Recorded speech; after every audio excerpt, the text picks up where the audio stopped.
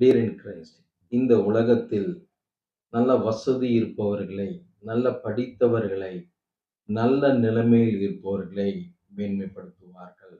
ஆனால் நம் தேவனோ அவரை நம்பும்போது, அவரை விசுவாசிக்கும்போது, அவருடைய வார்த்தையின்படி வாழும்போது நம்மை மேன்மைப்படுத்தி நம்மை உயர்த்துவதற்கு தேவன் அவர் உண்மை உள்ளவராய் இருக்கிறார். ஒருபோதும் நீங்கள் வெட்கப்பட்டு போவதில்லை, நீங்கள் தாழ்ந்து போவதில்லை. அநேகருக்கு முன்பாக நீங்கள் தலை நிமிர்ந்து வாழக்கூடிய சூழ்நிலைகளை கர்த்தர் உருவாக்குவேன் என்று வாக்கு பண்ணுகிறார். எத்தனை பேர் விசுவாசிக்கிறீங்க? விசுவாசிக்கிறவங்க தேவனை மகிமைப்படுத்துங்க. உங்கள் சூழ்நிலைகள் மாறும். உங்கள் வாழ்க்கையில் இருக்கிற போராட்டங்கள், பிரச்சனைகள், பாடுகள், நிந்தைகள், அவமானங்கள் உங்களை விட்டு முற்றிலுமாய் நீங்கி போகும். கர்த்தர் உங்களை ஆசீர்வதிப்பார். God bless you.